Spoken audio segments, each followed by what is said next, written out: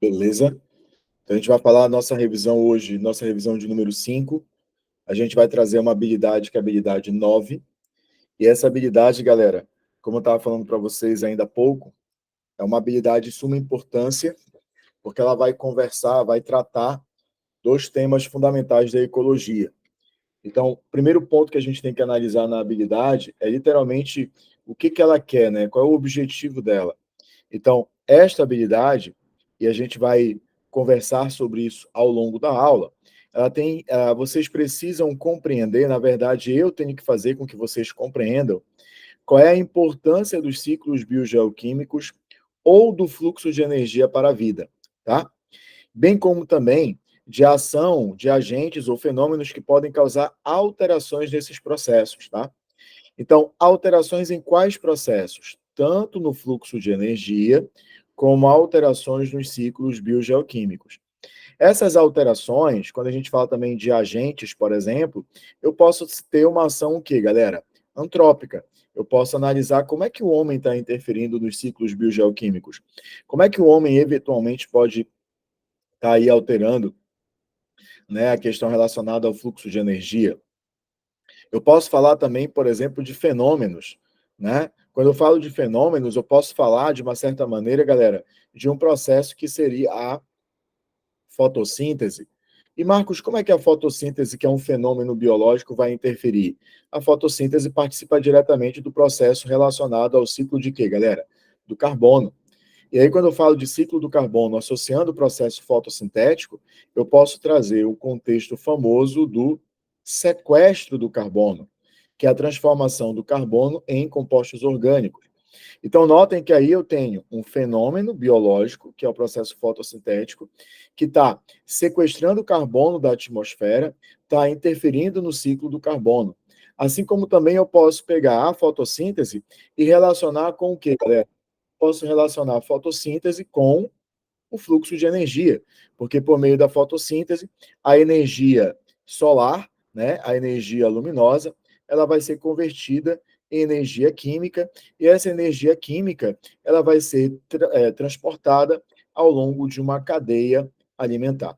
Então, aqui, nesse borrão que eu trouxe para vocês, é basicamente para a gente discutir o que essa habilidade ela defende e por que ela é tão importante assim. Tá bom?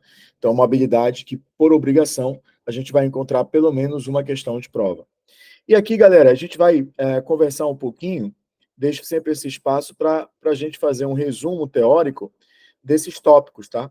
E aí, quando a gente fala de fluxo de energia, o que que a gente tem que tomar cuidado, o que que a gente precisa estar sempre atento, atenta, para não ser surpreendido. Ao analisar o fluxo de energia, ele tem três características básicas. Quais são as três características de um fluxo de energia? A primeira característica, e a mais importante, é que a energia dentro de um ecossistema, ao longo da cadeia alimentar, ela é decrescente. Ela vai diminuindo com o passar dos níveis tróficos. A gente pode falar que o fluxo de energia também, ele é unidirecional. E por que, Marcos, ele é unidirecional? Porque ele vai do produtor para os consumidores. E a energia também, galera, ela é acíclica. Veja, acíclica. O prefixo a, obviamente, dando ausência, dando a ideia de ausência. Então, sempre que nós fizermos referência à energia, não é estabelecido um ciclo. Por isso que a gente chama diz que é um fluxo. Ela tem um início e ela tem um fim. Diferente, por exemplo, do nitrogênio, que descreve um ciclo, do carbono, que tem o ciclo do carbono, da água, que tem o ciclo hidrológico, tá? Então, sempre que você fizer referência à energia, a primeira característica mais importante, a energia ela é decrescente. Então, uma das principais maneiras de nós representarmos o fluxo de energia é por meio de uma cadeia alimentar. Então, a cadeia alimentar, nós vamos representar, por exemplo, os produtores, que vão servir de alimento aos consumidores primários, que servirão de alimento aos consumidores secundários, que servirão de alimento aos consumidores terciários, que servirão de alimento ao consumidor quaternário. Então, nessa cadeia alimentar, eu representei aí para vocês 5 níveis tróficos. Tudo bem? O produtor, porque o produtor sempre vai ocupar o primeiro nível trófico da cadeia, o consumidor primário, que é o segundo nível trófico, o consumidor secundário, que é o terceiro nível trófico, o quaternário, o terciário, desculpa, que é o quarto nível trófico, e o consumidor quaternário, que vai ocupar agora o quinto nível trófico nessa cadeia alimentar. Então, veja um detalhezinho importante. Sempre você vai começar a contar a partir do produtor. Nesse caso, galera, o que, que o produtor vai fazer? Ele vai pegar a energia luminosa, ele vai pegar a energia solar. E essa energia solar, ele vai transformar em energia química. Bem, se ele está utilizando energia solar, ele está fazendo um processo que é a fotossíntese. E essa energia, então, ela vai sendo repassada de um nível trófico para o outro. Então, eu vou dizer que a energia do produtor é EP, a energia do consumidor primário é 1, a energia do consumidor secundário é 2, do terciário é 3 e do consumidor quaternário é 4. O que a gente pode inferir? De acordo com os pesquisadores, aproximadamente apenas 10% da energia é repassada de um nível trófico para o outro. Então, eu posso dizer, por exemplo, que a energia do produtor é 90% maior que a energia do primário. Que a energia do primário é maior que a do secundário. Que a do secundário é maior que a do terciário. Que a do terciário é maior que a do quaternário. Note, portanto, que ao longo da cadeia alimentar, o que foi acontecendo com a quantidade de energia? Ela foi diminuindo. Por isso que a gente diz que a energia ela é decrescente. A energia ela vai ser, galera, unidirecional. Por que unidirecional? Porque ela sai do produtor em direção aos consumidores. Então, ela é unidirecional porque ela sai do produtor em direção aos consumidores. Ela é acíclica. Por que ela é acíclica, galera? Porque parte dessa energia ela vai ser cedida para o ambiente na forma de calor. Não esqueçam que aqui, por ser um sistema biológico, vai seguir as regras, né, ou as leis da termodinâmica. Ao realizar trabalho, dissipa energia na forma de calor. E esse calor está sendo liberado para o ambiente e não há um reaproveitamento dessa energia térmica. Por isso que a gente diz que não é estabelecido um ciclo. Por isso que a gente fala que a energia ela é acíclica. Só tomar cuidado com um detalhezinho. Lembra que aqui na habilidade eu tenho que analisar, por exemplo, agentes que possam interferir no fluxo de energia, correto? Como é que a gente pode analisar um agente que pode interferir no fluxo de energia? Eu posso pensar nesse contexto, galera, olha só essa sacada, na introdução de espécies exóticas. Então, vamos supor que foi introduzida uma espécie exótica.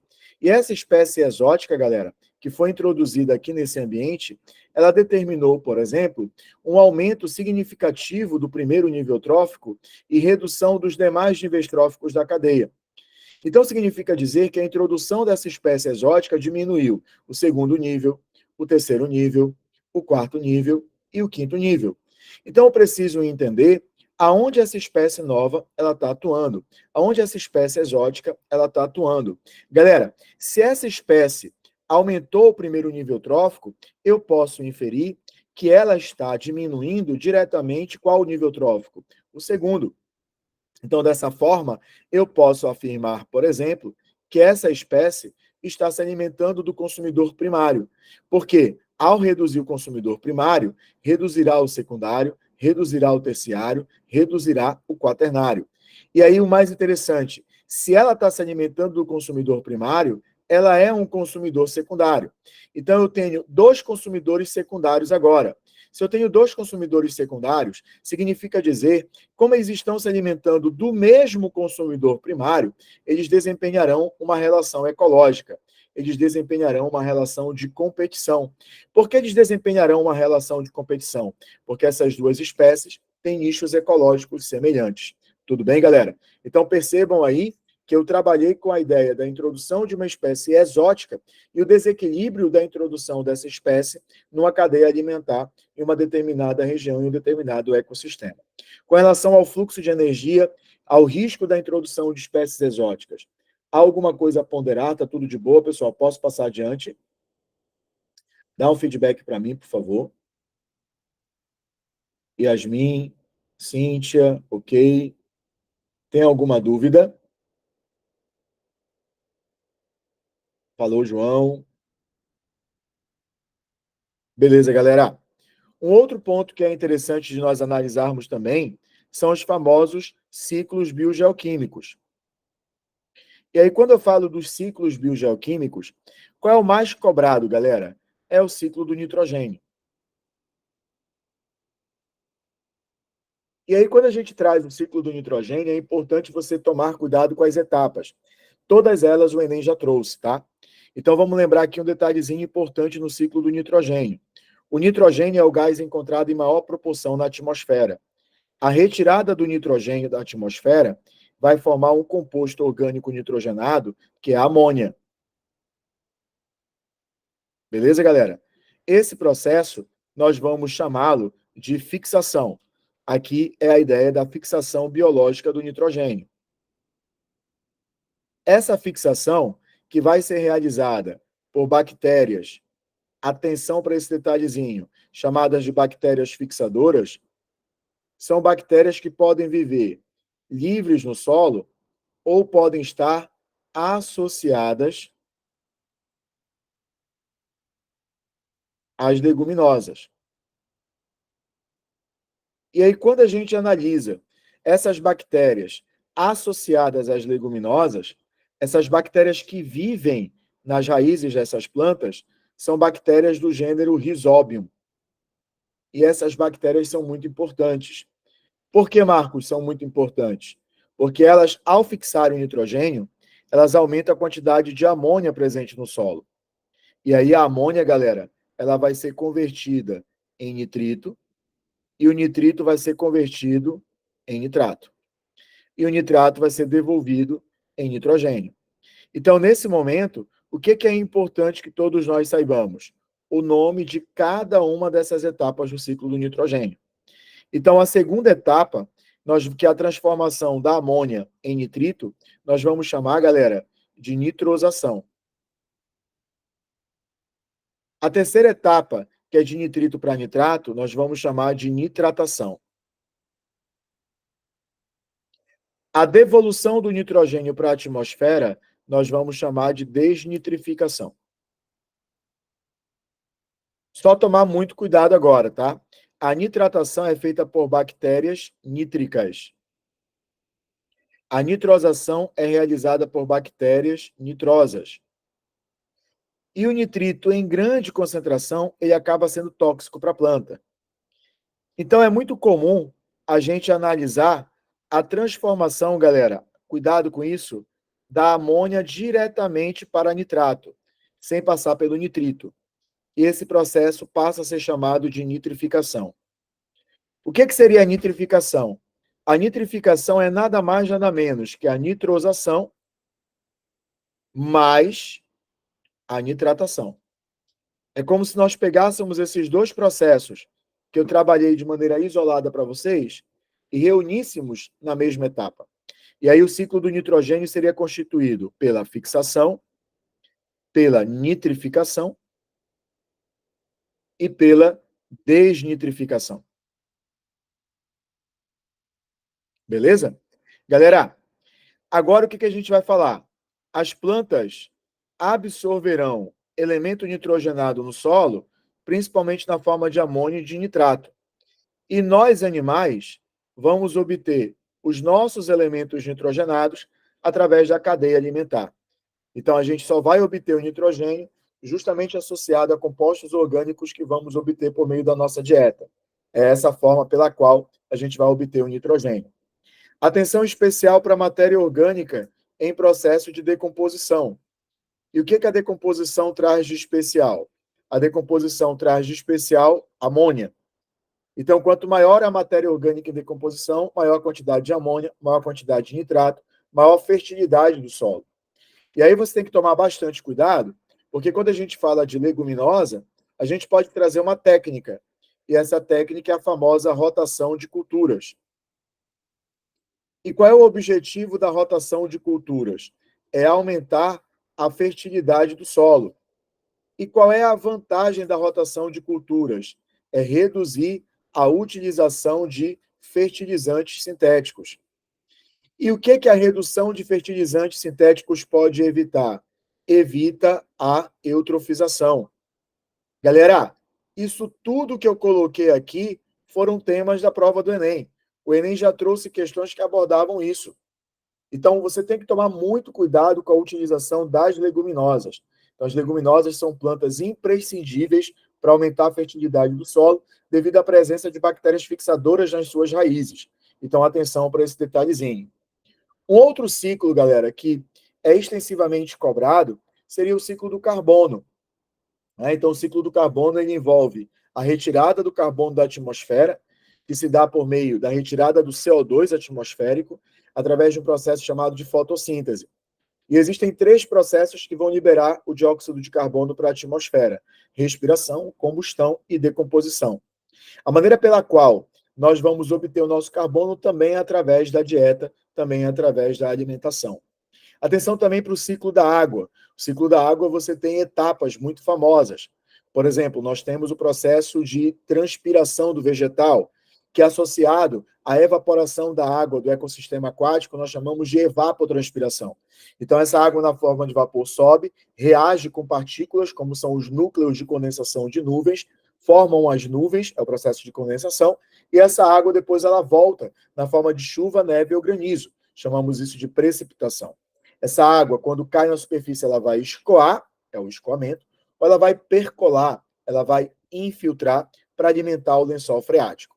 Galera, aí eu citei para vocês o pequeno ciclo da água, porque em nenhum momento, sempre que eu trouxer para vocês etapas basicamente associadas à evaporação, condensação e precipitação, escoamento e infiltração, eu falo do pequeno ciclo da água.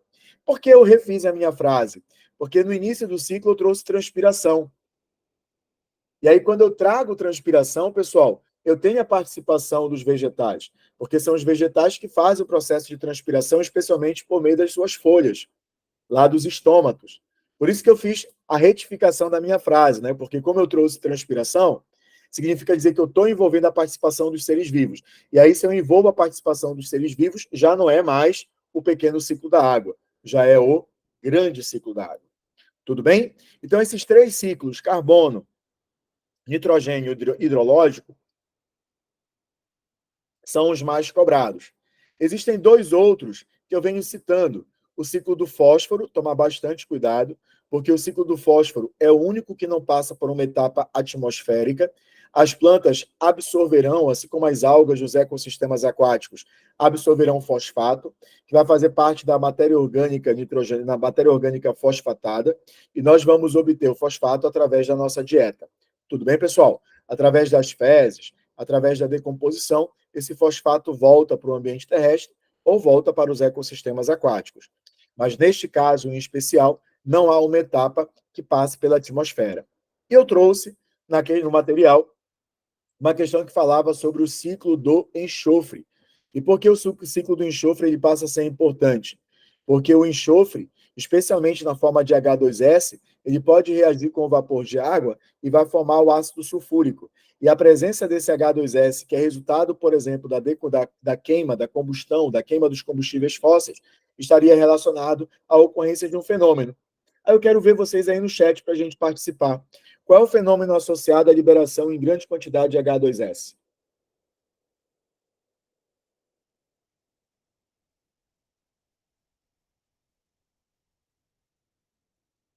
Dá para lembrar? Lembrando que o H2S. Boa, Kiara. É isso. Chuva ácida. Né? Então, a chuva ácida vai estar diretamente associada à liberação, né, de uma grande quantidade de H2S. Beleza? Bem, fiz uma breve revisão dos tópicos mais relevantes, mais importantes. A gente pode agora analisar as questões e vamos para ela, tá? Oi, Cíntia.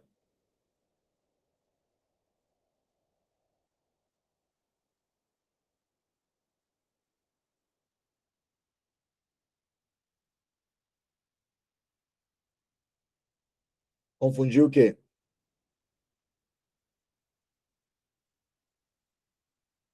Grande ciclo, grande ciclo, sempre vai ter a participação dos seres vivos. Pequeno ciclo não tem. Como é que os seres vivos participarão da água? Transpiração, excreção, respiração, sudorese. Então, sempre que tiver a participação de um ser vivo, é grande ciclo.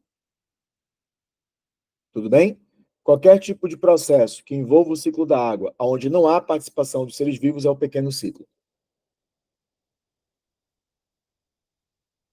Boa. Galera, então vamos lá para a primeira questão. Uma situação que pode prejudicar diretamente a transferência de energia entre os níveis tróficos na teia alimentar apresentada. Então, a gente trouxe aí a teia alimentar. Eu quero aqui só analisar com vocês alguns pontos para a gente revisar, como habitualmente eu faço, sem se prender inicialmente com a questão, tá? Então, primeiro ponto, pessoal, então aqui, ó, as plantas são os organismos produtores, né? São os produtores primários. Então, toma muito cuidado com essa expressão, tá, pessoal? Isso aqui, ó, não tem problema de você falar, tá? Produtores primários. Como eu estou fazendo referência às plantas, eu estou falando de produtores que realizarão o processo de fotossíntese, ok? Então, atenção para esse detalhezinho. Então, esses vegetais servirão de alimento para o gafanhoto, que é consumidor primário. O rato também é consumidor primário. A lebre também é consumidora primária. O gafanhoto, por sua vez, serve de alimento ao pássaro, que é um consumidor secundário, ao sapo, que é um consumidor secundário. O pássaro e o sapo servirão de alimento à serpente, que é um consumidor terciário, que servirá de alimento ao falcão, que é um consumidor quaternário. Cuidado aqui, ó, com o sapo e o pássaro, que se alimentam do gafanhoto. Responda para mim no chat, qual é a relação ecológica que será estabelecida entre eles?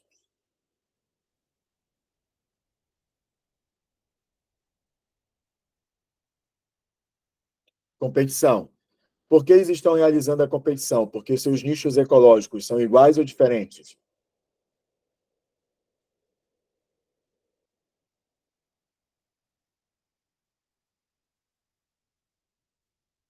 Iguais, tá? Então a gente tem que tomar bastante cuidado com isso. A semelhança dos nichos ecológicos vai fazer com que haja processo de competição. Tudo bem, galera? O sapo serve de alimento para a coruja. A coruja, por sinal, é um consumidor também, ó. A coruja está se alimentando tanto do rato, então ela vai ser aqui um consumidor secundário, como ela está se alimentando do sapo, então ela vai ser também um consumidor terciário. Beleza? O rato, por sua vez, o falcão também está se alimentando aqui, ó, do rato. Então, o falcão também vai ser um consumidor secundário. Ele também se alimenta da lebre, vai funcionar como consumidor secundário. Aí eu te pergunto o seguinte: qual é a vantagem do falcão, da coruja, que estão ocupando dois níveis tróficos diferentes?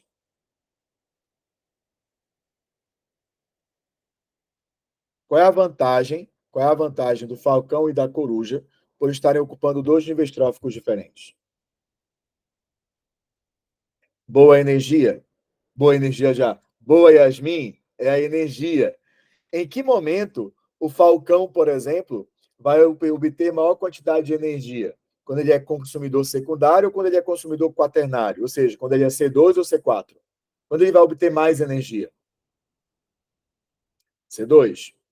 Então, o fato dele apresentar diferentes níveis tróficos por fazer parte de uma teia alimentar, quanto mais próximo do produtor, mais vantajoso, porque ele vai obter maior quantidade de energia. Beleza? De boas? Galera, com relação a essa conversa acerca de relações ecológicas, de disponibilidade de energia numa cadeia alimentar, numa teia alimentar, tá confortável?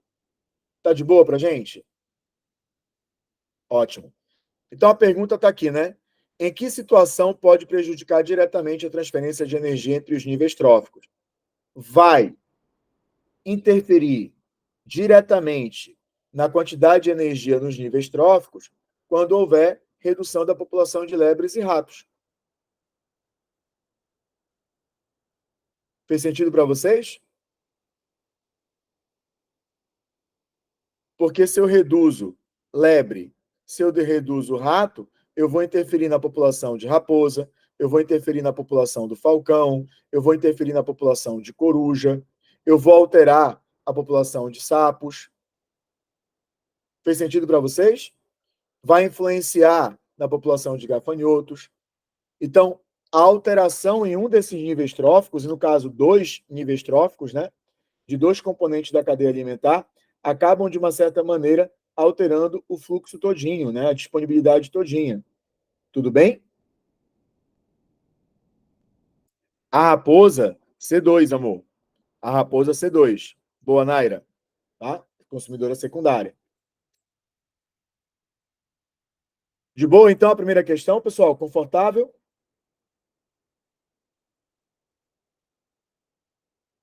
Posso dizer que, nesse caso, aumenta a população de gafanhotos?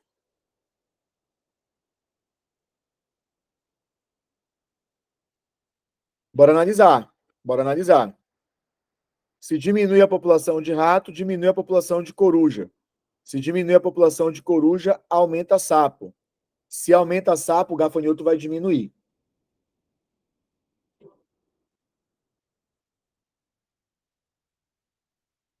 Tranquilo, Ia? Tudo tranquilo, Yasmin? De boa? É Yasmin, né? Foi. Fechamos esse ponto aí? Posso passar adiante, então?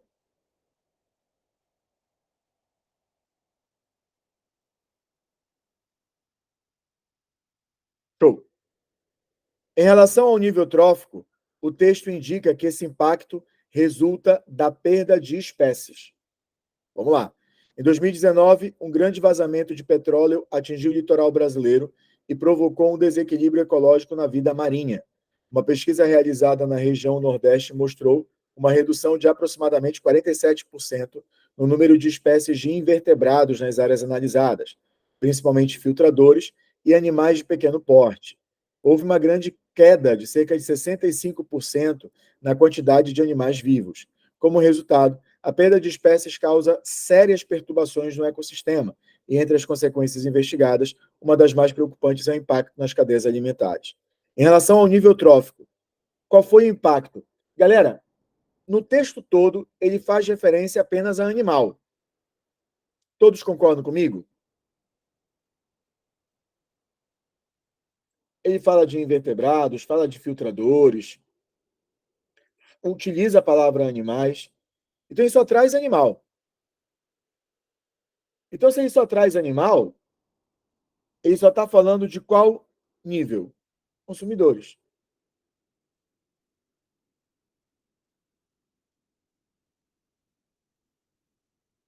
Todos concordam? Fez sentido para vocês? Posso passar adiante?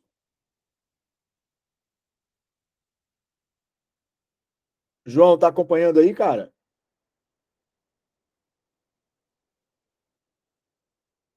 Boa. Pô, João, tu é do Ceará, né? Fortaleza? O teu prefixo. Pô, minha esposa é cearense, cara. A família toda da minha esposa é cearense. Vamos lá. Quais organismos dessa teia alimentar possivelmente serão os mais afetados pela problemática em questão? Então, vamos analisar a problemática. Como regra geral, cerca de 10% da energia produzida em um nível trófico consegue chegar, consegue chegar ao próximo. Um estudo recente realizado em Lagoas demonstrou que, em relação à condição ambiental, 4 graus Celsius de aquecimento pode diminuir a eficiência de transferência trófica. Considere uma lagoa que, pelas mudanças ambientais descritas, e na qual se encontra uma teia alimentar formada por algas, aves carnívoras, pequenos anfíbios, caramujos herbívoros e peixes de pequeno porte. Quais organismos dessa teia alimentar serão os mais afetados? Eu te pergunto o seguinte: ele não está falando da redução drástica da quantidade de energia transferida em função do aumento da temperatura? Sim ou não? Então, se eu parto da premissa que ele está analisando o fluxo de energia, sempre o mais prejudicado vai estar na base da cadeia ou no topo da cadeia.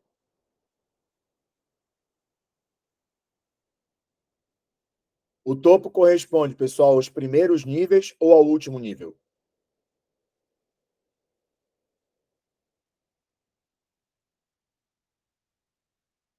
Se o topo corresponde ao último nível, eu vou pensar em animais, porque eu já descartei os produtores, concorda comigo?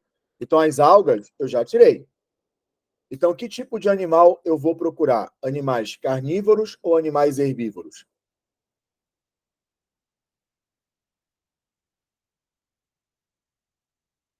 E dentre os que estão apresentados aí, qual seria então os animais que ocupariam o topo da cadeia alimentar? Qual letra?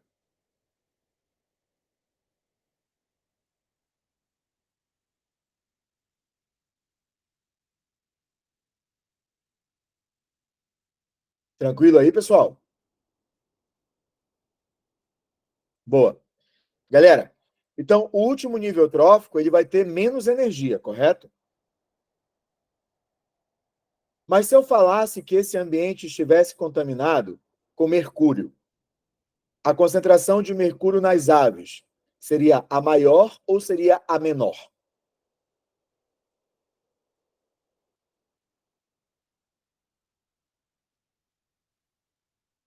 Maior concentração. E aí a gente chama isso de magnificação trófica. Boa. Olha aí, galera. O maior rendimento do milho observado no esquema de rotação milho após soja, em comparação com o esquema milho após milho, pode ser explicado pelo.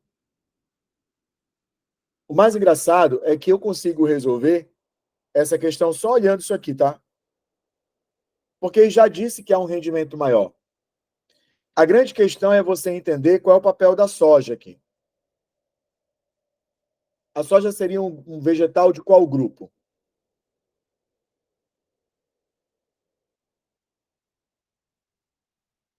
Boa, Kiara. Soja é leguminosa.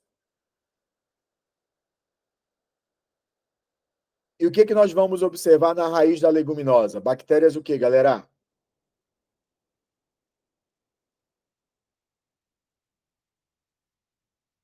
E essas bactérias fixadoras aumentarão a quantidade de nitrogênio disponível no solo, portanto, o gabarito da letra C de casa. Alguém marcou a letra B de bola?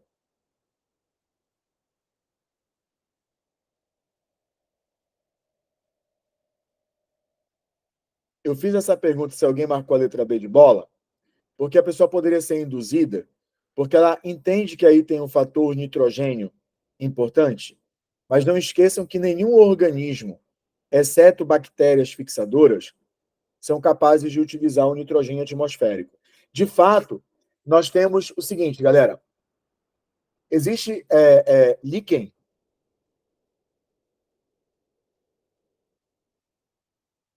E existe um líquen formado por fungos mais cianobactérias, fotossintetizantes, algas fotossintetizantes, tá? E aí essas cianobactérias filamentosas, por exemplo, elas apresentam o heterocisto. E aí o heterocisto ele pode fazer com que haja fixação do nitrogênio. Então as cianobactérias são muito importantes nesse contexto, tá? De fazer a fixação do nitrogênio. Beleza? Galera, com relação a essa questão, tranquilo? Posso passar adiante?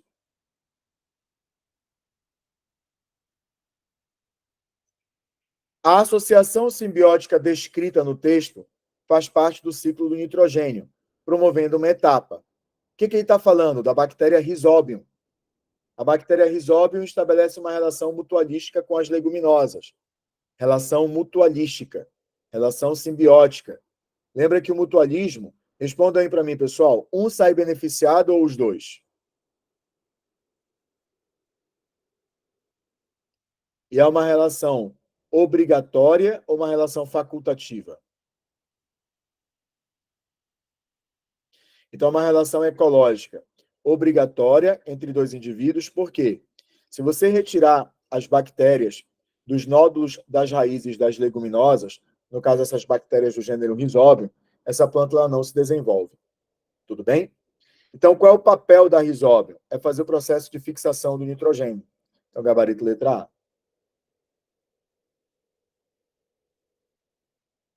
Questão de boa, tá? Posso passar?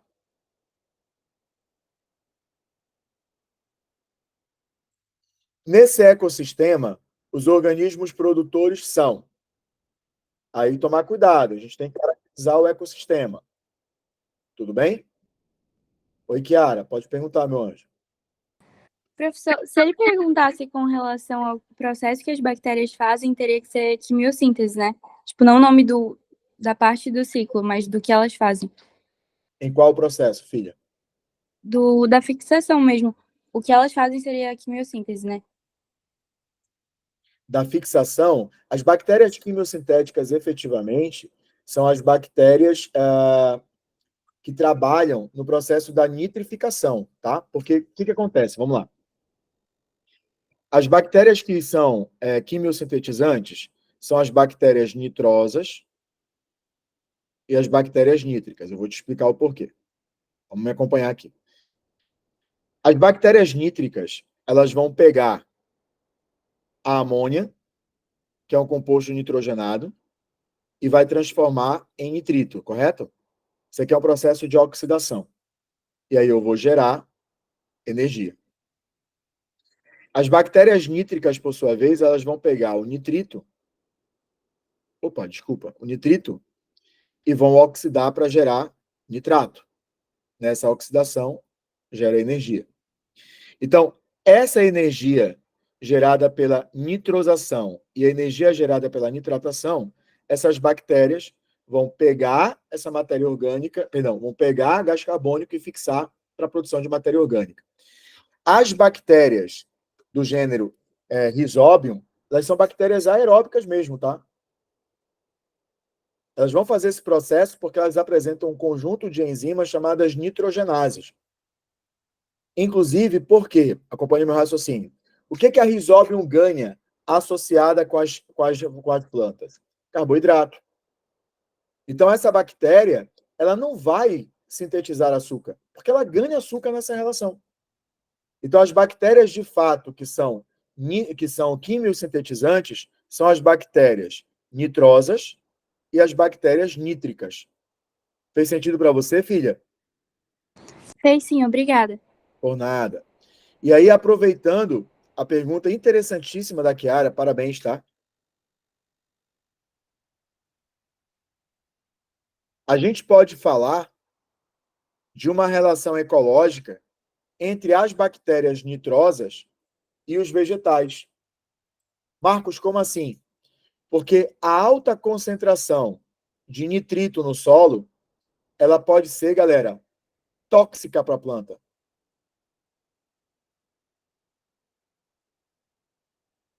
Tudo bem?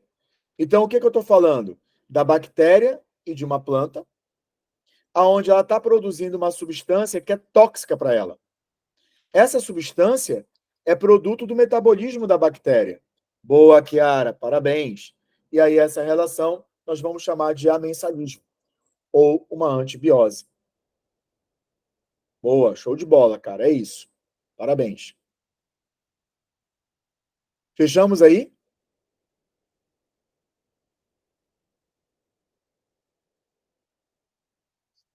Então vamos lá. Nesse ecossistema, os organismos produtores são encontradas um século atrás por mineiros que procuravam por prata e outros metais valiosos. As profundas cavernas de Naica são lugares ideais para o trabalho de cientistas interessados em estudar extremófilos, organismos que conseguem viver em condições praticamente impossíveis. O ambiente é bastante quente, úmido, ácido e não há luz. Não há luz. Então digam para mim, se não há luz, qual é o processo que não vai acontecer nesse ambiente? Fotossíntese. Então, ele está perguntando, galera, quem são os produtores. Se não há fotossíntese, eu já descarto as algas. Então, nesse caso, quem são os produtores? São bactérias. E o que essas bactérias vão fazer? Qual o processo que essas bactérias vão fazer, Chiara? A quimiossíntese.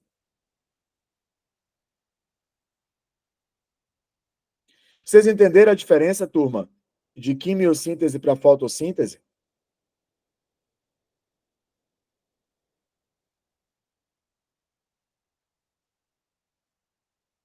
Todos conseguem acompanhar isso aqui? De repente, se ficou dúvida, tá com vergonha, tá? Gás carbônico, ele tem que ser fixado para formar matéria orgânica, correto? Para isso, eu preciso de uma energia. Se a energia for a luz solar, é a fotossíntese. Se a energia for a oxidação de compostos inorgânicos, é quimiossíntese. Então, o que vai diferenciar fotossíntese de quimiossíntese é o tipo de energia utilizado nesse processo. Para que haja absorção de luz, é obrigatória a presença de um pigmento que seria quem, pessoal? A clorofila. Tranquilo?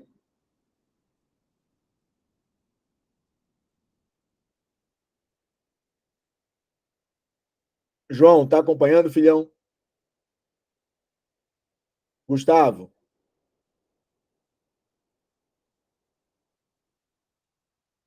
Gustavo, Marcos? tá? Boa. Oi, Marcos, pode repetir, por favor? posso. A diferença entre fotossíntese e quimiossíntese, Naira, é o tipo de energia utilizada. Se a energia utilizada para transformar o gás carbônico em matéria orgânica for a luz, é fotossíntese. Se a energia utilizada para transformar gás carbônico em matéria orgânica for obtida da oxidação de compostos inorgânicos, é quimiossíntese. Para utilizar a luz, é necessário que haja um pigmento que se excita ao receber luz. Esse pigmento é a clorofila. Por isso que todo organismo que faz fotossíntese, ele é clorofilado. Me fiz entender? Obrigada. Sim, obrigada. A redução da população dos animais citados no texto pode gerar consequências imediatas, como o quê?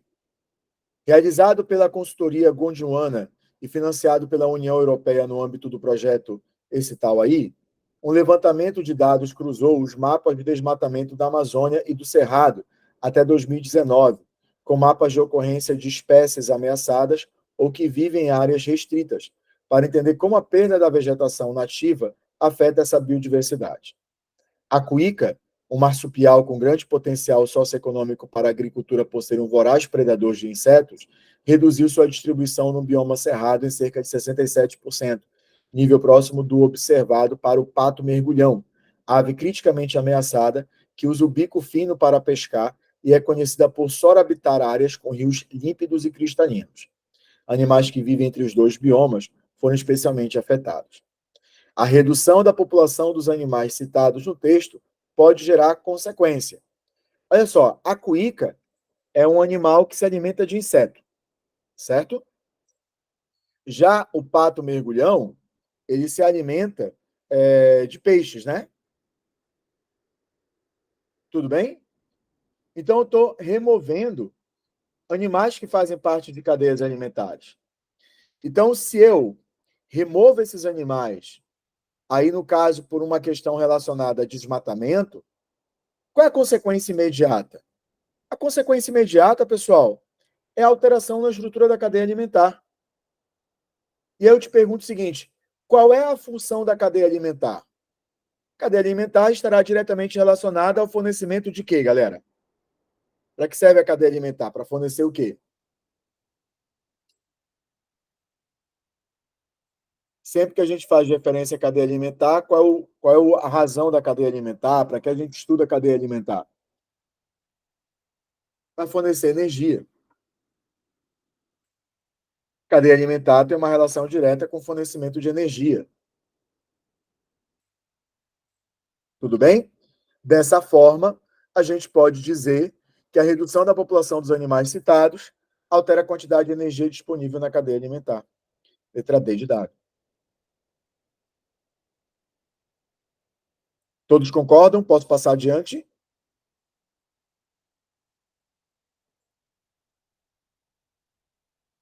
A forma mais eficiente de evitar a ocorrência da chuva ácida envolve a.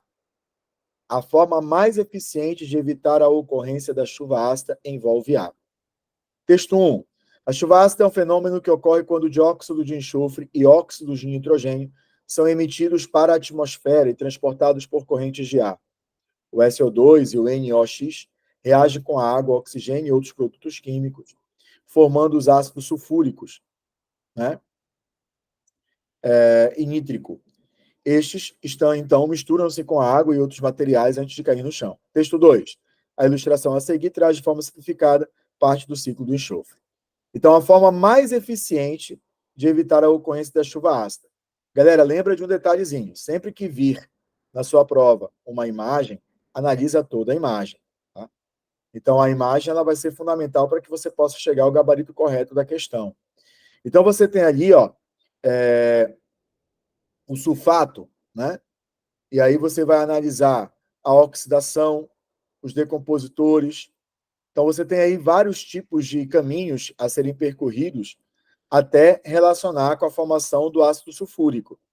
Por que eu falei a formação do ácido sulfúrico? Porque é justamente a formação desse ácido sulfúrico lá na atmosfera que vai determinar a chuva ácida.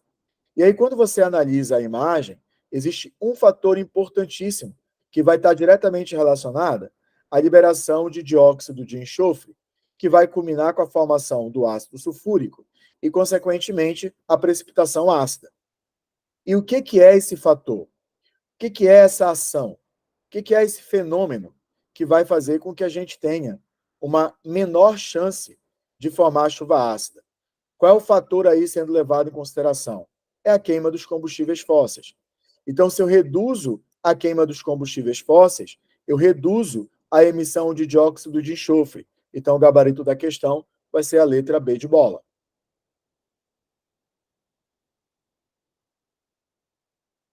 Todos comigo?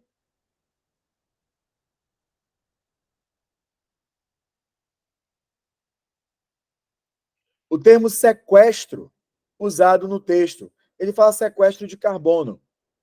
Galera, nas conferências sobre mudanças climáticas, a preocupação com o aquecimento global deixou em evidência o termo sequestro de carbono.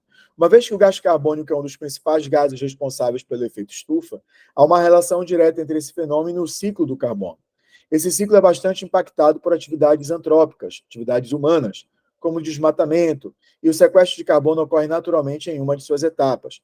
Se eu estou falando desmatamento, eu estou tirando mata.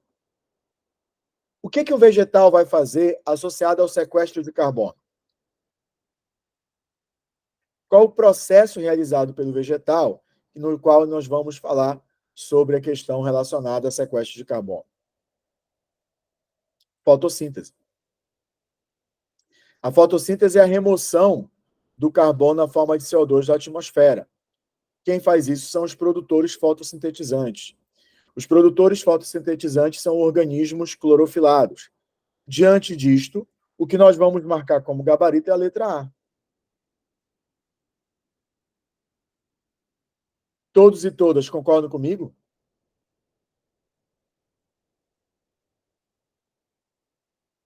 Isso é o sequestro biológico de carbono. Né? Cuidado com esse processo, tá, pessoal? Atenção, tá? Atenção para ele. No ciclo do nitrogênio, esse desequilíbrio pode ser controlado em uma etapa que envolve uma reação. Vamos analisar. O excesso de compostos nitrogenados no solo acaba contaminando os corpos hídricos por escoamento superficial, resultando em eutrofização. Assim, a ação de micro-organismos capazes de promover a reação de redução de espécies químicas nitrogenadas no solo, produzindo gás nitrogênio. Ou seja, que etapa é essa? É a etapa da devolução do nitrogênio para a atmosfera. Vocês concordam comigo que a devolução do nitrogênio para a atmosfera? Qual é a etapa que devolve o nitrogênio para a atmosfera? Desnitrificação. Eu não entendi essa questão, professor. Não entendeu? Eu não entendi o texto. Porque aqui, Cintia, ele fala que grande concentração de nitrogênio gera eutrofização. Tudo bem? Aí ele diz assim, ó. Assim, a ação de micro-organismos capazes de promover a redução de espécies químicas nitrogenadas, produzindo gás nitrogênio, é fundamental para o controle desse desequilíbrio. Ele fala assim, no ciclo do nitrogênio, esse desequilíbrio, ou seja, o excesso de elementos nitrogenados, que pode resultar em eutrofização, pode ser controlado. Então, qual é o processo que vai controlar? A transformação de nitrato em nitrogênio molecular. Entendi, agora entendi. Tá. E aí essa transformação em nitrogênio molecular é a desnitrificação, que é a última etapa do ciclo do nitrogênio. Acompanhou o raciocínio?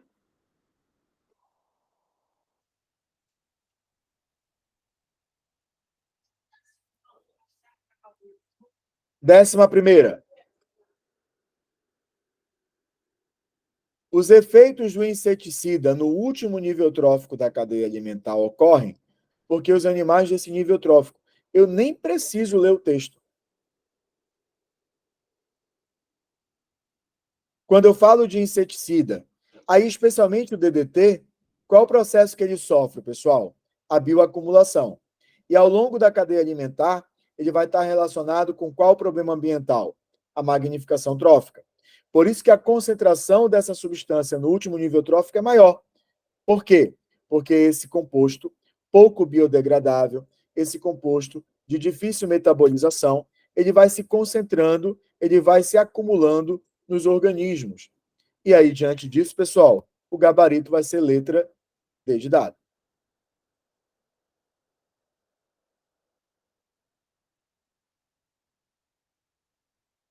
Tranquilo?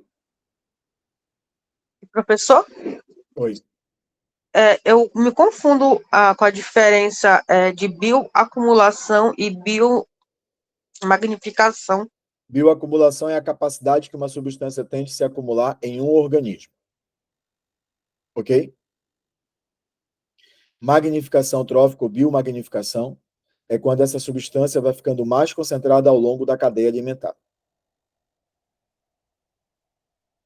Beleza?